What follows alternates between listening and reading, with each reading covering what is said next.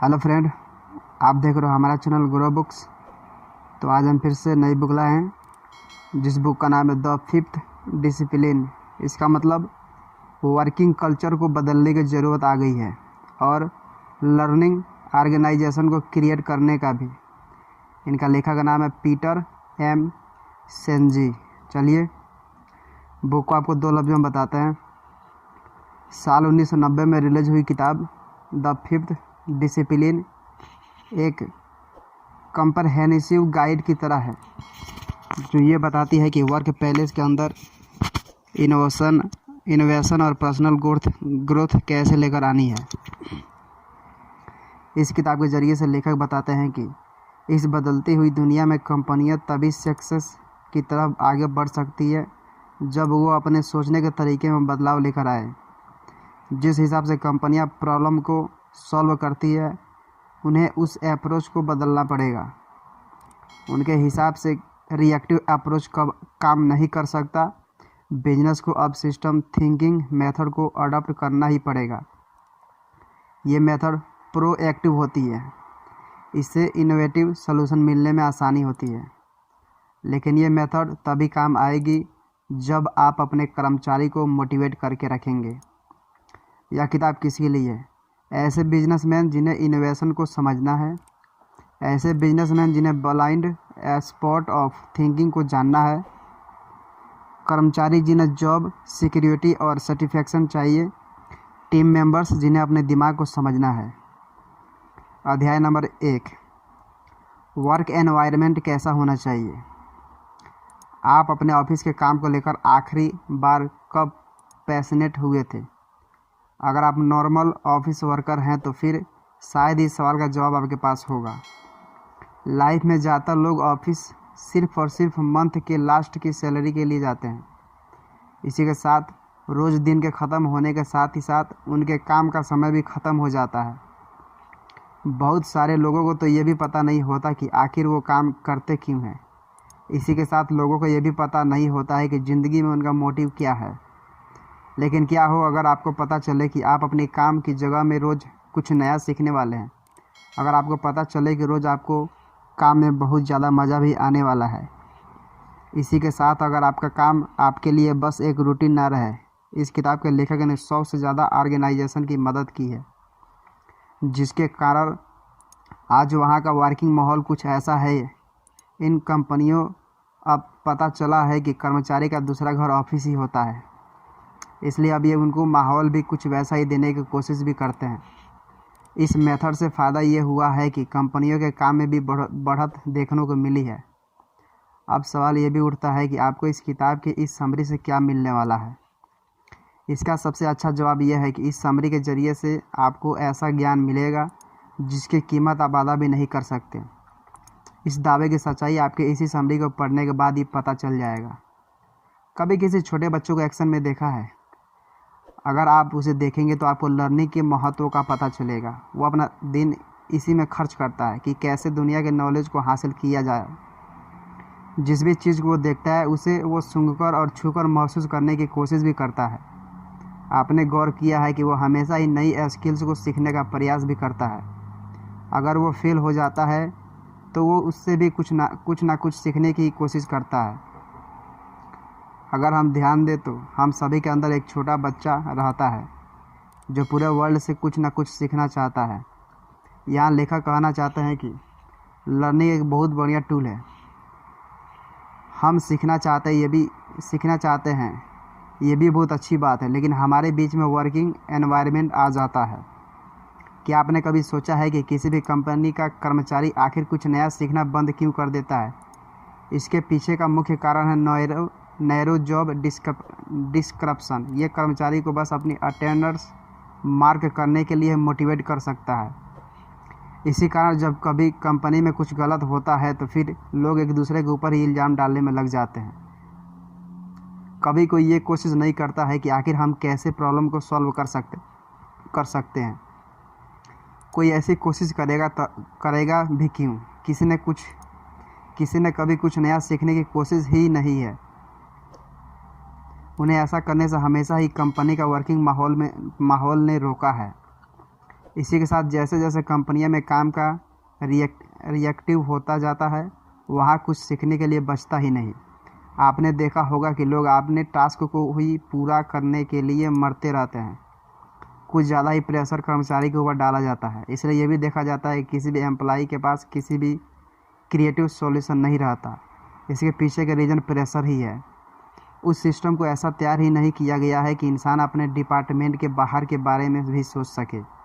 आजकल अधिकतर काम डेडलाइन में किया जाता है, लेकिन उसके चक्कर में यह भूल जाया जाता है कि काम में कुछ गुणवत्ता भी होनी चाहिए। अभी क्या हो रहा है इस पर ध्यान ना देना ही बॉयल्ड फ्रॉग सिंड्रोम होता है। इसका मतलब होता है कि फ्रॉग ठंडे पानी के पॉट में है, लेकिन पानी धीरे धीरे गर्म हो रहा है। फ्रॉग को पता भी नहीं चल रहा है और वो मौत के नज़दीक पहुंचता जा रहा है। अगर कॉरपोरेशन भी रिएक्ट मोड में बने रहे तो बहुत ही जल्द ऐसा देखने को मिलेगा कि उनके हाथ में भी क्रिएटिविटी ख़त्म हो चुकी होगी। इससे सबसे ज़्यादा घाटा ऑर्गेनाइजेशन को ही लगने वाला है। इन सब के साथ एक अच्छी खबर भी वो ये है कि कोई भी मुश्किल इतनी बड़ी नहीं होती कि उसका हल ना निकल जा सके।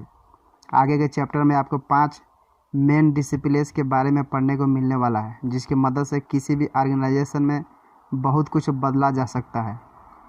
अध्याय नंबर 2, 5 की डिसिप्लिन्स जिससे लर्निंग को बढ़ावा मिलेगा। इंसान को किसी भी चीज़ में सबसे ज़्यादा दिक्कत होती है तो वो है किसी भी पुरानी आदत को छोड़ने में। पूछिए किसी ऐसे इंसान से जिसने स्मोकिंग को छोड़ा है, तो आप ही सोचिए कि ऑर्गेनाइजेशन इतनी पुरानी सभ्यता को कैसे छोड़ पाएगा। वो कैसे फायर फाइटिंग माहौल से इनोवेटिव लर्निंग माहौल में ट्रांसफ़र कर पाएगा। इस किताब के लेखक ने 100 से ज़्यादा ऑर्गेनाइजेशन के साथ काम किया है। इन्होंने अपने अनुभव से 5 की डिसिप्लिन को निकाला है, जिसकी मदद से ये बदलाव किए जा सकते हैं। लेखक बताते हैं कि अगर कंपनियों ने इन 5 फिलोसफी को अपना लिया तो वो एक लर्निंग ऑर्गेनाइजेशन बन जाएंगे। आपको बता दें कि यह डिसिप्लिन पूरी तरह से प्रैक्टिकल है। ये तभी काम करेगा जब ऑर्गेनाइजेशन इन डेली लाइफ में अपनाने की कोशिश करेंगे। तो अब सवाल ये उठता है कि आखिर ये डिसिप्लिन है क्या। चलिए इनके ऊपर नज़र डालते हैं। पहला, कंपनियों को पर्सनल मास्टरी को प्रमोट करना चाहिए। ये क्या होता है? लेखक के हिसाब से इसका मतलब होता है कि आप पढ़िए और आगे बढ़िए। कंपनियों को कर्मचारी के अंदर ऐसा एटीट्यूड लेकर आना चाहिए। इसी के साथ मास्टरी का ये भी मतलब होता है कि आप जब भी कोई भी काम करें तो ये निश्चित करें कि आप अपना बेस्ट करने के वाले हैं। जब लोग ऐसे काम करने की शुरुआत कर देंगे तो उनके अंदर एक फुलफिलमेंट की फीलिंग का जन्म भी होगा। इसी के साथ इससे कर्मचारी मोटिवेटेड और उत्साहित भी रहेंगे। दूसरा, किसी भी ऑर्गेनाइजेशन को अपने कर्मचारी के मेंटल मॉडल्स की तरफ भी ध्यान देना चाहिए। ऑर्गेनाइजेशन को यह पता लगना चाहिए कि कौन सा कर्मचारी किस दिमागी हालत के साथ काम कर रहा है, वो सिचुएशन को कैसे जज करता है, क्या किसी के पास सॉल्यूशन का कोई और तरीका भी रहता है। ऐसा करने से कंपनी में काम करने वाले लोग ज़्यादा ओपन माइंडेड होंगे। जब एक बार लोग अपने मेंटल मॉडल को समझ जाएंगे तो उसके बाद तीसरी डिसिप्लिन की एंट्री होती है। इस डिसिप्लिन का नाम है टीम लर्निंग। टीम लर्निंग की शुरुआत होती है जब कर्मचारी एक दूसरे से बात करने की कोशिश कर देते हैं। जब वो एक दूसरे से बात करते हैं तो फिर एक दूसरे से सवाल भी करते हैं।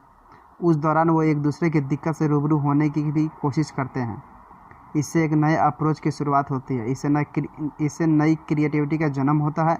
इसी के साथ इससे वर्किंग माहौल का भी काफ़ी अच्छा हो रहता है। टीम लर्निंग 4th डिसिप्लिन का पिलर तैयार कर देती हैं, जिसका नाम है शेयर्ड विजन। ये चीज़ बस किसी लीडर के अंदर ही नहीं होती, बल्कि ये हर कर्मचारी के अंदर भी आ सकती है। इसके आने से उनके अंदर एक ओनरशिप की भावना का जन्म होता है। वह खुद को एक एम्प्लॉय नहीं बल्कि कंपनी का मालिक समझते हैं। इससे उनको ये एहसास होता है कि वो कंपनी के लिए क्या नया कर सकते हैं। इसी के साथ उनके अंदर इस भावना का भी जन्म होता है कि उन्हें अपनी कंपनी के लिए कुछ ऐसा करना है जिससे कंपनी को फ़ायदा हो सके। इसके बाद महत्वपूर्ण डिसिप्लिन की बारी आती है। इसका नाम है सिस्टम थिंकिंग। इसका मतलब होता है कि आप प्रॉब्लम को अलग नज़रिए से देखने की शुरुआत कर देते हैं। इसके आने से आपके अंदर एक प्रॉब्लम सॉल्विंग तकनीक का भी जन्म हो जाता है। जब आपको कोई दिक्कत नज़र आती है तो आप उससे दूसरे के ऊपर डालने की कोशिश नहीं करते। अब आप खुद ही उसके हल की तरफ बढ़ते हैं। इसमें कोई दो राय नहीं है कि आप उस दिक्कत का समाधान भी ढूंढ लेते हैं। इसी के साथ आने वाले चैप्टर्स में हम इन सबको और पास से देखने को समझने की कोशिश करने वाले हैं। पास से देखने और समझने की कोशिश करने वाले हैं। अध्याय नंबर 3, काम से लोग मोटिवेट होते हैं अगर उसमें आगे बढ़ने की उम्मीद हो। आखिर बार आप कब मोटिवेट हुए थे? इस सवाल के जवाब में आपको आपकी गर्लफ्रेंड या बॉयफ्रेंड भी याद आ सकते हैं, या फिर आपको कोई ट्रिप याद आ रही होगी। लेकिन क्या इस जवाब में आपको आपका ऑफिस याद आ रहा है? लेकिन इस सवाल के जवाब के साथ हमें इस सच्चाई से भी रूबरू होनी पड़ेगी कि हम अपनी ज़िंदगी का ज़्यादातर समय ऑफिस में भी बिताते हैं। तो फिर हम काम ऐसा क्यों नहीं करते जिससे हमारे अंदर पैशन आता हो या फिर हमको खुशी मिलती हो। इसी के साथ अगर आपके नीचे लोग काम करते हैं तो क्या आप नहीं चाहते हैं कि वो अपना काम खुशी खुशी और ईमानदारी से करने की कोशिश करें। लेखक यहाँ संदेश देना चाहते हैं कि काम मोटिवेट तो करता है, लेकिन उसमें हमें आगे बढ़ने की क्षमता भी होनी चाहिए। यानी हमारा काम अगर हमें पर्सनल ग्रोथ का एक मौका दे तो हमें मोटिवेट करता है। यह पर्सनल मास्टरी की फीलिंग किसी को किसी टास्क में हरा देने से नहीं आती, ये फुलफिलमेंट से आती है। फुलफिलमेंट तब आती है जब हम अपने विज़न के नज़दीक पहुंच जाते हैं। यह भी लाजमी है कि जब आप अपने विज़न की तलाश कर लेते हैं तो फिर वहां बस खड़े होने से आप मोटिवेट नहीं हो सकते। आप मोटिवेट तभी होंगे जब आप अपने विज़न की तरफ बढ़ते रहेंगे। बढ़ने के लिए ज़रूरी होता है कि आप सही राह की तलाश भी कर ले। जब सही राह पकड़ेंगे तो फिर मंजिल अपने आप ही मिल जाएगी। किसी भी कंपनी में काम करने वाला पर्सनल मास्टरी को तभी अचीव कर सकता है जब उसे काम करने वाली जगह में सुकून के साथ मज़ा भी आने लगे। जब आप अपनी कहानी में खुद को हीरो की तरह पेश करेंगे तो खुद ब खुद ये महसूस करेंगे कि बहुत सारे बदलाव आपके अंदर आ रहे हैं। आप खुद सोचिए कि आप कोई मूवी देख रहे हो और उस मूवी में हीरो की ज़िंदगी में कोई बदलाव ना आ रहा हो तो सोचिए कि वो मूवी कितनी ज़्यादा बोरिंग हो जाएगी। उसी तरह आपकी ज़िंदगी भी है जिसे बदलाव लाना आपका ही काम है। ये बिल्कुल सही समय है। इसी वक्त आप अपने भूतकाल और फ्यूचर को देख सकते हैं। आप खुद गणित लगाइए कि आप पिछले 10 साल में आपके अंदर कितने बदलाव हुए हैं और आने वाले 10 सालों में आप कितना बदलने वाले हैं। इस गणित के हिसाब से आप अपने आप को जज करिए। लेखक यहाँ संदेश देना चाहते हैं कि हमें पता भी नहीं चलता है कि कब हम अपने बिलीफ को लिमिट करने लगते हैं। गौर करिएगा कि अमेरिकन ऑटो इंडस्ट्री का क्या हुआ था। उसने समय के हिसाब से अपने आप को जापान की इंडस्ट्री की तरह एडॉप्ट करने की कोशिश नहीं की थी, जिसके कारण उसे तबाही का मुंह देखना पड़ा था। इसलिए हमें मेंटल मॉडल्स को समझना चाहिए। इसी से इनोवेशन का जन्म होता है। उदाहरण के लिए हम ऑयल कंपनी सेल को समझने की कोशिश करते हैं। वो उस इंडस्ट्री के टॉप पर पहुंच गई जब उसने अपने मैनेजर्स के मेंटल मॉडल को समझने की कोशिश कर ली थी। सेल के प्लानर्स ने मैनेजर्स को एक्स्ट्रा ट्रेनिंग देने का फैसला किया था। इससे हुआ ये था कि उन्हें अपने ऊपर ज़्यादा भरोसा हो गया था। उन्हें ये पता चला था कि उनकी कंपनी को उनके ऊपर काफ़ी भरोसा भी है। इसलिए इस बात को अब आपको समझ लेना चाहिए कि मेंटल मॉडल आपकी कंपनी का महत्वपूर्ण हिस्सा है। अध्याय नंबर 4, शेयर्ड विजन का अपना एक अलग महत्व है। जब जॉन एफ कैनेडी ने वादा किया कि संयुक्त राज्य अमेरिका 1960 के दशक के अंत तक चंद्रमा में इंसान के कदम रख देगा, तो ये वादा काफ़ी ज़्यादा आकर्षक लग रहा था। ये घोषणा साल 1961 में हुई थी। तब तक केवल रॉकेट ही ऐसा कर पाए थे। लेकिन साल 1969 में इस कारनामे को अंजाम दे दिया गया था। तब नील आर्मस्ट्रांग ने यह करके दिखा दिया। राष्ट्रपति का ये प्लान संभव ही इसलिए हो पाया था क्योंकि हजारों वैज्ञानिकों ने अपने विजन को लेकर उसके ऊपर काम किया था। लेखक यहाँ संदेश देना चाहते हैं कि शेयर्ड विजन से कुछ भी संभव हो सकता है। शेयर्ड विजन से लर्निंग ऑर्गेनाइजेशन को एनर्जी मिलती है। इससे लोगों को काम करने की प्रेरणा मिलती है। इसी के साथ इसे लोगों के अंदर एक्सपेरिमेंट करने के भी ललक बढ़ावा मिलता है। चलिए एप्पल और फोर्ड जैसे कंपनियों की बात करते हैं। ये कंपनियां इतनी ज़्यादा सफल क्यों है? इसके पीछे का एक ही कारण है, वो ये है कि कंपनी के विजन के पीछे कर्मचारियों की मेहनत और लगन है। एप्पल का विजन है कि ऐसा कंप्यूटर बनाना जिसे यूज करने में मज़ा आए। फोर्ड का विजन है ऐसा कार का निर्माण करना जिसे हर अमेरिकी अफोर्ड कर सके। ये विजन शक्तिशाली है क्योंकि इनके पीछे पॉजिटिव सोच भी है। इनका मकसद केवल पैसा कमाना ही नहीं, ये ज़िंदगियों में बदलाव भी लाना चाहते हैं। आज के दौर में भी करीब करीब हर कंपनी के पास विजन है, लेकिन आपको बता दें कि शेयर्ड विजन तब तक मुमकिन नहीं हो सकता जब तक वो सबके पास ना हो। अगर आप सोचते हैं कि हायर अथॉरिटी के होने से शेयर विजन होता है तो आप गलतफहमी के शिकार हो चुके हैं। तो अब ये सवाल उठता है कि आपकी कंपनी के पास शेयर्ड विजन कैसे आएगा। इसके लिए आपको एक ऐसा सिस्टम का निर्माण करना होगा जिससे कंपनी के सभी कर्मचारी से विजन को लेकर बात की जा सके। इसी के साथ उन्हें खुली ओनरशिप भी दी जाए जिससे वो कंपनी को आगे बढ़ाने में खुद का योगदान दे सके। आपको ये कोशिश करनी चाहिए कि आपके कर्मचारी को ये पता चले कि कंपनी को उसकी बहुत ज़्यादा कद्र है। इसी के साथ उसके अंदर इतनी काबिलियत भी है कि वो कंपनी को आगे ले जाने में आपका योगदान दे सकता है। कहा जाता है कि पहाड़ की खुदाई अकेले नहीं की जाती, लेकिन अगर आपके पास एक अच्छी टीम है तो आप कोई भी पहाड़ को खोद कर उसमें सड़क का निर्माण कर सकते हैं। इस अध्याय से लेखक ये समझना चाहते हैं कि टीम का महत्व बहुत अधिक होता है। हमें टीम के साथ काम करना चाहिए। टीम लर्निंग की कला को कैसे सीखा जा सकता है, कैसे हम एक दूसरे के स्किल्स को पहचान सकते हैं। अगर आप अपने साथ काम करने वाली स्किल्स को जानते हैं तो उसे बताइए कि वह शानदार काम करता है। इसके लिए सबसे अच्छा साधन है कम्युनिकेशन का। हमें आपस में संवाद को बढ़ाने की कोशिश करना चाहिए।